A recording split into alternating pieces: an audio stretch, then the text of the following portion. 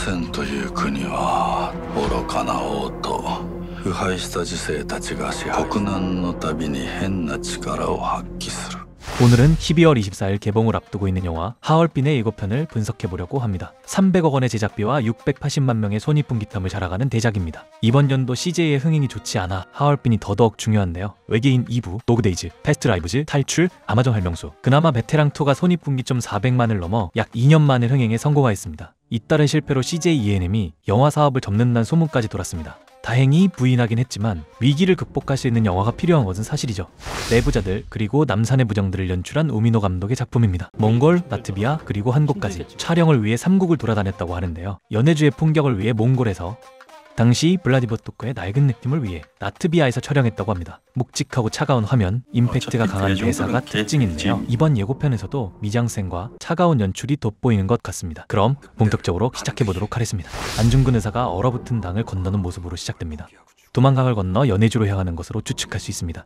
안중근 의사는 민심을 수습하고 생사를 불문할 수 있는 새로운 단체가 필요하다고 생각했는데요. 그래서 연해주의 한인마을인 연추로가 단지동맹을 결성하는 장면으로 이어질 것 같습니다. 태극기 위에 대한독립을 적는 단지동맹의 상징적인 장면도 담겨 있습니다. 우리에게 가장 익숙한 장면 중 하나일 것 같네요. 이상한 건 단지동맹은 안중근 의사 포함 12명이라고 알려져 있는데 예고편 장면에선 20명 정도로 보입니다. 영화적 흑색이거나 다른 단체일 수도 있을 것 같습니다. 비밀 안다에 모여 작전을 논의하는 장면도 확인할 수 있는데요. 유재명 배우가 맡은 최재형 독립유공자는 안중근 의사를 후원했던 인물로 그의 정신적 지주이자 자금원으로 활약했다고 알려져 있죠. 실제로 이토 히로부미 암살도 그의 후원으로 가능했다고 합니다. 이어서 독립군들의 치열한 전투 장면이 등장하는데요. 1908년 신화산 전투를 연상시키네요. 그러나 기록에 따르면 전투는 7월, 여름에 이루어졌다고 하는데 후회하는 뉘앙스의 나레이션을 생각해보면 패배했던 다른 전투의 가능성도 있어 보입니다. 하얼빈으로 향하는 이토 히로부미와 그를 저지하려는 독립군의 계획이 본격적으로 드러나는데요. 안중근 의사가 하얼빈으로 향하는 모습, 기차로 가는 스틸컷도 추가로 공개되었죠. 릴리 프랭키가 연기한 이토 히로부미의 등장은 예고편의 또 다른 하이라이트입니다. 릴리 프랭키는 일본에서도 인정받는 배우로 이번 역할로 강렬한 존재감을 보여줄 것으로 기대됩니다. 하얼빈의 캐치프라이즈인 늙은 늑대를 처단하라에서 늙은 늑대가 이토 히로부미를 뜻하는 것으로 보이는데 기록엔 늑대가 아닌 늙은 도둑이 내 손에서 끝나는구나 라고 했던 것으로 알려져 있습니다. 일본군의 추격 그리고 독립군 내부의 갈등까지 예고편에서 볼 수 있습니다. 출연 라인업으로는 현빈이 안중근 의사의 역할을 맡았고 박정민은 독립운동가 오덕순, 조우진과 전여빈 그리고 이동욱은 영화를 위해 만들어진 가상의 독립군 역할을 맡을 예정입니다. 특히 전여빈은 당시 여성 독립운동가를 대표하는 인물로 나올 예정입니다. 또한 이전 작품은 개인의 서사를 중요시해 단독샷이 많았는데 이번엔 단체샷을 위주로 사용하여 독립운동가들 단체의 결집을 보여줄 예정이라고 합니다. 정우성이 특별 출연한다는 이야기가 있지만 아직 확실하지 않아 개봉해봐야 알 것 같네요. 더불어 조우진 배우는 2022년 영웅에도 출연했었는데요. 영화 1987과 봉오동 전투, 드라마는 미스터 선샤인까지 역사 장르 작품에 굉장히 많이 출연하는 배우 중 하나입니다. 추가로 안중근 의사의 생애를 짧게 살펴보자면 1879년 황해도 해주의 양반가이자 천주교 집안에서 태어났습니다. 러시아 블라디보스크 인근 군인 포함 12명이 모여 동의단지회를 결성했습니다. 이때 왼손 약지를 절당하였죠. 1909년 이토 히로부미를 암살하였는데요. 하얼빈 전 역인 채가구 역에서 기차가 잠시 정차할 가능성이 높으니 그때 우덕순 의사, 조도선 의사가 이토를 저격하기로 하였죠. 만약을 대비해 안중근 의사가 하얼빈에서 대기하기로 계획하였는데 채가구역에서 두 사람이 일본에 걸려 거사를 실패하고 대기하던 안중근 의사가 거사를 실행한 것입니다. 안중근 의사는 하얼빈에서 체포됐을 때 코레아 오라 러시아어로 대한독립 만세를 외쳤는데요. 이토 히로부미 암살은 암살 자체가 목적이 아니라 항일투쟁을 알리는 것이 수단이라 러시아어로 외친 것입니다.